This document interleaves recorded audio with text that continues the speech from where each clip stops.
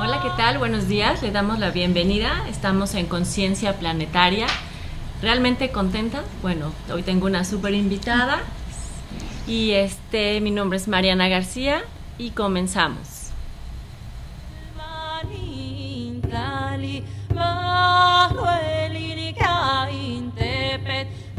Hola, ¿qué tal? Bienvenidos.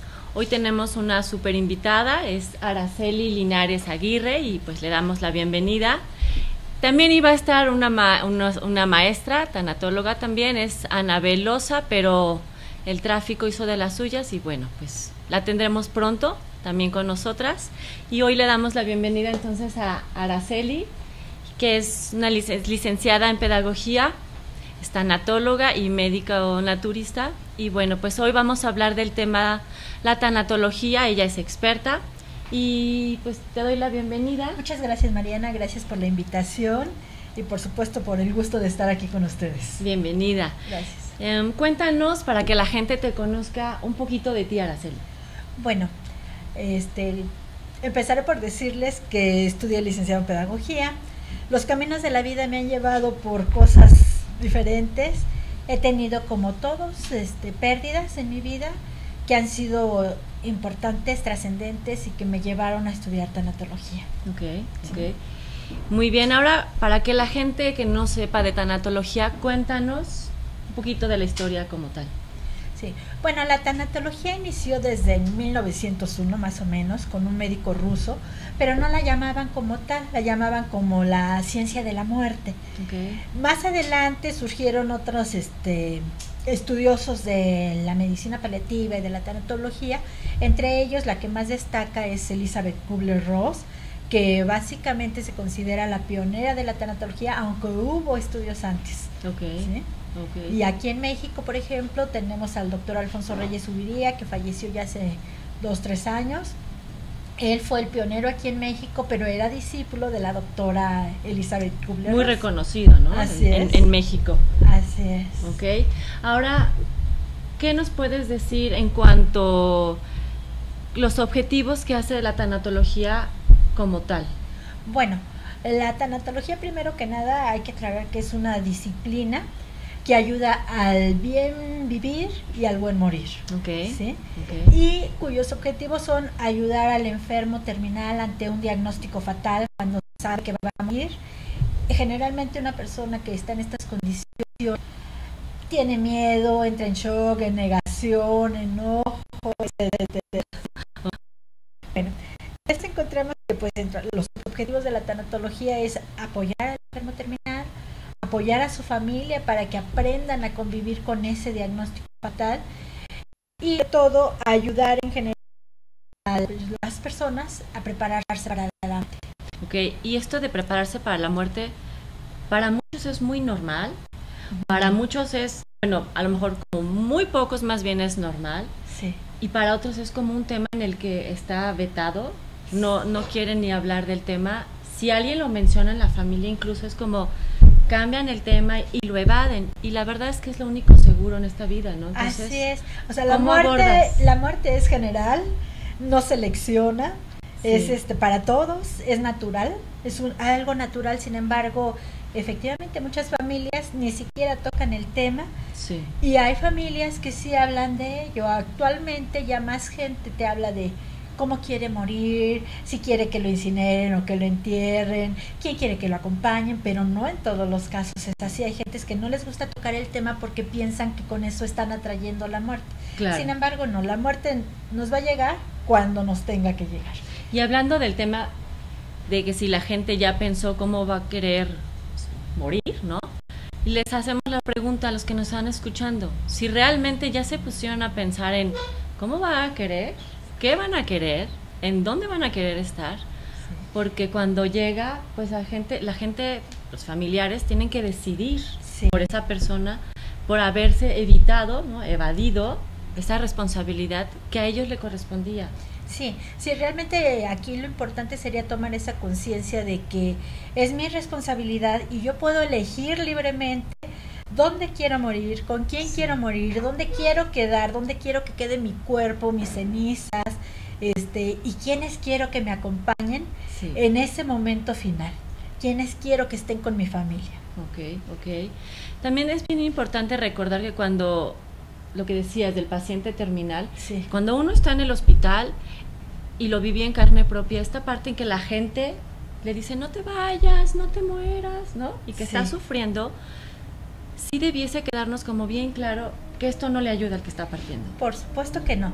Aquí la idea precisamente de la tanatología es ayudar tanto al paciente como a los familiares a que ellos logren despedirse tranquilos, dejarlo ir con amor, dejarlo ir en paz, donde logren aclarar asuntos pendientes, que perdonen, que pidan perdón, que den las gracias, para que esta persona que está a punto de partir se vaya tranquila, pero también los que se queden en paz. Entonces digamos que hay gente, ¿no?, que puede planearlo y hacer como su liberación y perdón. Sí.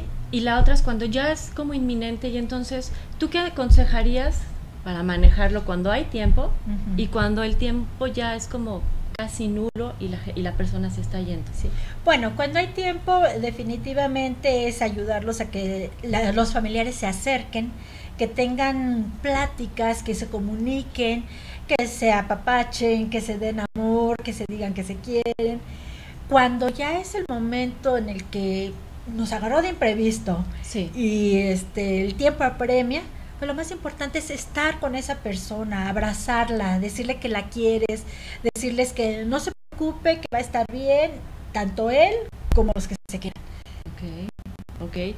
¿Y cómo dirías que son las fases de los? Bueno, de acuerdo a la doctora Elizabeth Kubler-Ross, que es con la que la mayoría vimos, aunque hay otros autores que manejan diferentes etapas, en el caso de Elizabeth Kubler-Ross, ella nos dice que hay 5 etapas del duelo, que es desde la negación, cuando decimos no puede ser, esto no me está pasando a mí. Y ahí voy a hacer paréntesis, porque esto es horrible cuando te lo dicen. Sí. Y lo relaciono con esto que yo manejo con la respiración, en que te enteras y lo primero que haces es detienes la respiración. Exacto, te quedas en pausa, haces que ese bloqueo se imprima más en ti, no puedes pensar, y entonces cuando recuerdas es como lo sueltas y lo primero que dices es esto que estás diciendo. No puede ser. ¿Cómo? ¿Me lo repites o qué? Sí, de hecho lo primero es como que entramos en shock, como que no sabemos, nos quedamos paralizados, y ya después empiezas a decir no puede ser, no puede estar pasando esto. Esa es la primera etapa, la primera reacción. Sin embargo, hablar de estas etapas, quisiera que quede bien claro, no llevan un orden. Las mencionamos así, pero no llevan un orden. Pueden intercalarse, pueden pasar una y después regresar, en fin, no es un camino recto lo que es las etapas del duelo, ¿sí? Entonces tenemos la negación, el enojo, la ira, porque a veces nos sucede eso, que es tanto lo que nos duele que reaccionamos con enojo. ¿Qué pasa cuando alguien pierde los estribos? ¿Cómo lo ayudas tú? ¿Cómo le das cobijo a esa persona? Sí, es desde ayudarle a entender por qué está enojada, cuál es el motivo de su enojo, y a lo mejor liberarlo, pero liberarlo a través de escribir, de romper un papel para desahogar, para descargar, o golpear en una almohada para que saque su enojo, pero sobre todo tiene que hablar. Tiene que decir qué es lo que le molesta. En todos los casos, cuando se trata con un paciente en duelo, lo importante es que hable, que exprese lo que siente, lo que piensa. ¿Sí? Bueno, otra etapa es la depresión o tristeza, donde, bueno, va a ser normal dentro del duelo, pero no es para siempre la tristeza, ¿sí? Uno decide, de alguna manera, cuándo ya hay que soltar esa tristeza. Yo tengo una pregunta, ¿qué pasa con la gente que pasa más de 20 años y sigue llorando a sus muertos? Bueno, puedes llorarles, pero depende de la forma en que le llores. Si tú lloras como si fuera el primer día, estamos hablando de que ya hay un duelo patológico. Pero si de repente se te sale una lagrimita, 2, pero tranquila, y la recuerdas con cariño, no hay problema. Sin tanto dolor, así es. ¿Sí? Entonces hay otra etapa, que es la etapa de la aceptación. ¿Cómo nos damos cuenta que la gente ya está aceptando un duelo o ya se está aceptando la pérdida? Cuando ya puede hablar del fallecido sin que se ahogue en llanto, cuando ya lo recuerda con anécdotas agradables, con anécdotas simpáticas, cuando ya puede hablar de él sin que sienta ese nudo en la garganta. ¿Sí? Ahora, hay gente que pierde a sus hijos, sí, y dejan de hablar. La mayoría de los hombres se quedan como muy reservados en cuanto al lenguaje, en cuanto a terapia, en cuanto a nivel social, y quedan como muy aislados. ¿Qué hacer con estas personas? Sí, lamentablemente en nuestra cultura es así. Al hombre lo enseñaron a no expresarse, a no llorar, a aguantarse sus sentimientos porque es hombre solamente, ¿no? Sin embargo, aquí también hay que ayudar al hombre a decirle: date permiso para sentir lo que sientes, permítete llorar y ser vulnerable, porque finalmente es lo que lo va a ayudar a sacar su duelo. Él tiene que aprender a expresar sus sentimientos. ¿Y tú cómo manejas esto en terapia con un hombre? ¿Cómo lo trabajas? Bueno, yo empiezo a preguntarles desde cómo fue su relación con esa persona que falleció, hable de las cosas bonitas que vivieron con esa persona. Pregunto y que no les gustaba. Conforme empiezan a hablarme de las cosas bonitas, pues se les cierra, todo va muy bien, pero luego, ¿y que no te gustaba? Entonces lo voy llevando de tal manera que va expresando su alegría, su enojo, su tristeza. Todas las emociones. Así es.